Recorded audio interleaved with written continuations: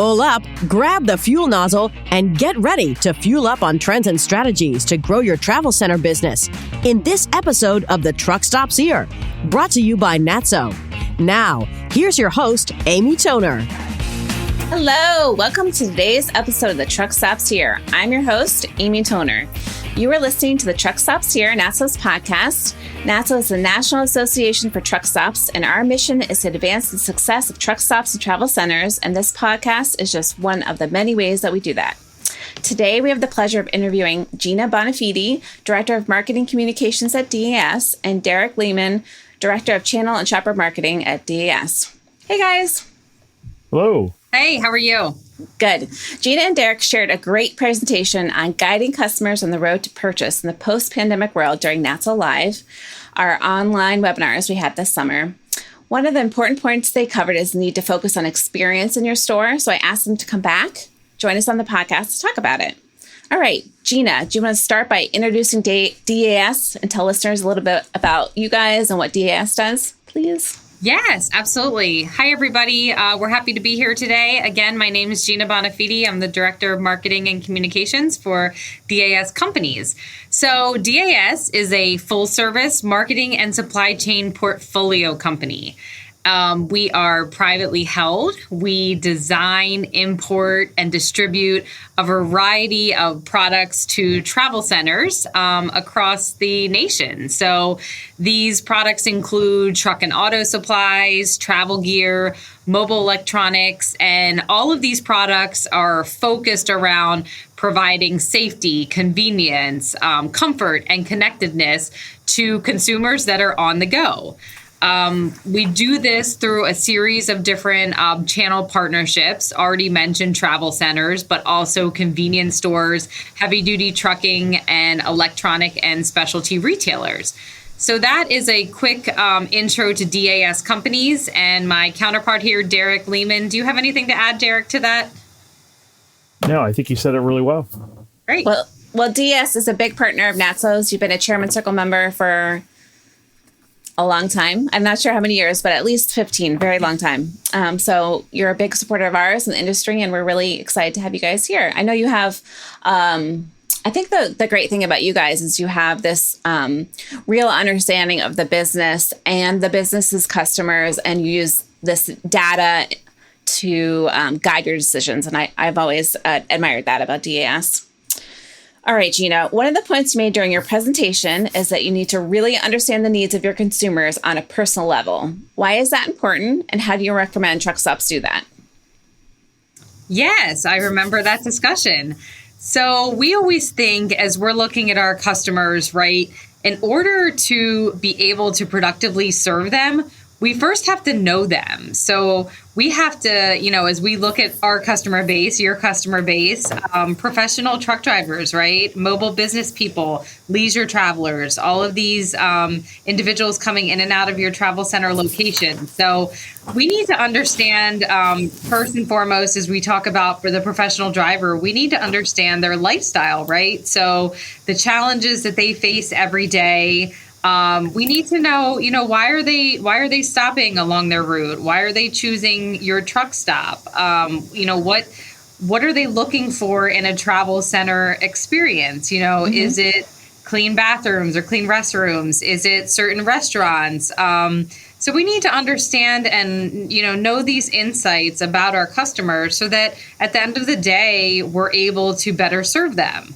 When we look at media, we need to understand our customers from that perspective as well, so that we're able to better communicate with them. So if we look at professional drivers and we use social media as an example, we know that within this space and within this audience, Facebook is, the number one platform that they utilize from a social media perspective. So if you're thinking as a location, where should we play in the social media world? We need to know that, and we want to, be able to utilize that information. Absolutely. All right, Derek, what are the trends on inside sales that DAS is looking at right now? Amy, that's a great question. We look at the general merchandise category inside of stores, and we look at the broader convenience channel. And pretty exciting stuff as we've kind of looked over the last year with the pandemic. General merchandise has done really well. Especially when you look at traditional consumer packaged goods categories, we're actually outpacing things like chips and candy and things like that. And a lot of that, as we see travel, we see trips picking up. So families on the road, pro drivers doing a lot of traveling and things like that. So we've seen a great uptick across all the main buckets inside general merchandise. One of the things that's really cool is you look at technology and how it's been evolving. And for the first time in 2022, we're projecting, and as you look at reports, that smartphones are actually going to have a higher household penetration than televisions. So anything tied to a smartphone, whether it's Bluetooth or charging devices, cables for syncing your data, all of that, we're expecting to see just tremendous lifts, and we have been through the year. And then also, as we look at other stuff that's upticking, anything related to trucks, as drivers are on the road trying to make those deliveries and the supply chains are challenged, that's been huge. And then over the summer and as we go into the fall, we're continuing to see a lot of strength around toys and novelty. Okay. As parents are traveling with their children on the roads, trying to get to those destinations. Yeah, one thing Darren and I have talked about is there might be people who are on the road who aren't used to traveling on the road, right? And so they would probably be looking at those toys and being like, need to entertain their kids in ways they hadn't ever done, which I think is interesting. Absolutely. Okay.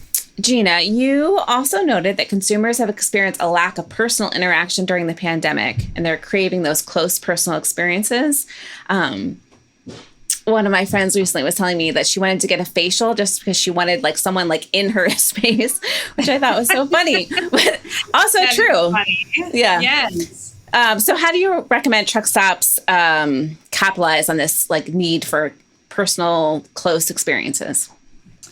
Yeah, this is especially an interesting topic with the pro driver audience because, as we know, drivers are, in their truck for a number of hours at a time, a number of days of the week and weeks of the month, and so on and so forth. So they spend a lot of time, alone, and they're driving. They have mobile electronics, thank goodness, that help them to keep in touch. But as it is, even pre-pandemic, they don't have a lot of personal interaction. So this has definitely, changed the way that they operate as a professional driver in this country. So, giving them, now that they are coming, in these stores and they're able to stop at your locations, I think just making sure that you're providing that personal interaction. So if someone's walking in the door, you might be the first person that they've seen in hours, and just making sure that is a pleasant interaction, and it's hello, how are you? And it's, positive and upbeat.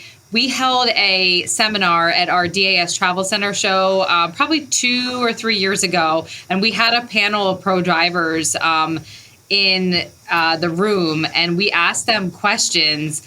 And, one of the questions was just, what should travel centers focus on? And what should they do to make sure these pro drivers that come in have a positive experience? And unanimously, they responded that just a smile and a pleasant interaction when they walk through the door goes such a long way. Right. So I think, just making sure that you have that, your staff is aware of that, and then utilizing other things like Trucker Appreciation Week is upcoming, so the month of September. So, safely try to set up different events that, your staff can interact with your customers, and you can hold some, whether it's barbecues or things like that outside your locations for the drivers that give your staff an opportunity to interact with them, I think is another great idea. Absolutely. I think, I say truck stops are the home away from home for drivers. Yeah. And I think that's probably especially a good time to embrace that. Okay. Absolutely. Derek, let's talk about loyalty clubs and loyalty programs. Do you think those are important? Absolutely. I mean, over 57% of folks are in some sort of program nationally, and it varies by region. So, I mean, they're very important. I think the important thing is when you look at a loyalty program is determining who your audience is. So who are you serving? What's important to them, and then create opportunities to really engage those individuals. And there's different types of programs that you could be part of, whether it's a points program, could be rebate program, it could be some sort of free perks where you buy stuff and get free coffee or things like that. But it's really about creating opportunities for that audience and then engaging and inviting them back to do things to earn and be rewarded. Mm-hmm. And then finally, I think the most important thing with a loyalty program, just like any program, whether it's a social media campaign or things like that, is you want to just be real, be human, and really think about the needs of your audience and making sure that you're not only pushing your agenda from a business perspective, but if there's ways to approach them from a personal perspective, engage that as well. It makes it reward people for their loyalty. Absolutely. Okay. Absolutely. Gina, the customer experience can begin before the customer walks through the door with digital promotions. What are you seeing in that space, and what do you recommend? Great question. So definitely, Derek and I work very closely together, and we say, I prepare and engage with this audience before they even enter travel centers. And then he, works to convert them at shelf in the shopper marketing side. So as we look at communication before the in-store experience, goes back to knowing your customer, right? So does it make sense to be able to provide digital promotions or educate these pro drivers on the promotions that are available in your store through an email newsletter or through some kind of email communication that they could receive and have in hand before they even arrive at your store? Or we talked about earlier, if your store or your chain of stores has a Facebook page, that's another good place where we could, you could post different promotions that are available in store so that drivers can actually come into your store looking for these promotions and know what to expect. And they can kind of plan some of their buying habits and, keep track of the different products, or if they're waiting for something to go on promotion, this could be a really good way to, help educate them prior to their in-store experience. So I think it goes back to, learning about your customers, and you can do that very easily through a simple survey in your store or on your Facebook page, and see how they want to receive promotions and be able to adapt and learn from that. Okay, absolutely. All right, thanks, guys. I'm going to ask you my fun questions I like to spring on my guests at the end, but before we do that, how should people get in touch with you if they want to work with DES? Sure, you can email me. Okay. dlehman@dasinc.com, and happy to connect with folks and answer any of their questions. Okay. Yep, same all here, right, Amy. Okay. All right, guys, a few questions and then you're off the hook until I call you again. All right. So this is our fast bill. Okay. So we'll do Gina first and then Derek. What is your go-to on the road snack? Wow. Go-to on the road snack. I would say this is really random, and I'm eating them right now because I always get them from travel centers or convenience stores. Orange Tic Tacs. Only orange. Yes, I love to snack on orange Tic Tacs. How about you, Derek? I would say a frozen Reese's peanut butter cup. Okay, alrighty. All right. Do you prefer to ride or drive? I prefer to drive. Oh, I prefer to ride. Oh, perfect. You guys must be a match made in heaven on road trips. Yeah. Usually when I go with Darren, he drives and I ride, but I'm not the best navigator. So I feel like I should probably be a driver. I get too distracted. Okay. How do you take your truck stop coffee? I do not drink coffee, period. Okay. How about you, Derek? I'm the same thing. I'm not a coffee guy. Oh, that's so funny. Huh. Okay. All right. And we'll end with a controversial question. Is it truck stop or travel center or travel plaza? I am travel center. I am also a travel center. Okay. Yeah. All right. Thank you guys so much for coming on the podcast. And thanks to everyone for listening to the episode today. You can find us online at truckstopshere.show. If you have any questions you'd like us to answer on the podcast, I hope you'll reach out to me at editor@natso.com. Bye, guys. The Truck Stops Here was brought to you by NATSO. the association representing truck stops and travel centers. Visit natso.com for more information. The Truck Stops Here is produced by NATSO in collaboration with Human Factor. Producers are Amy Toner and Darren Schulte.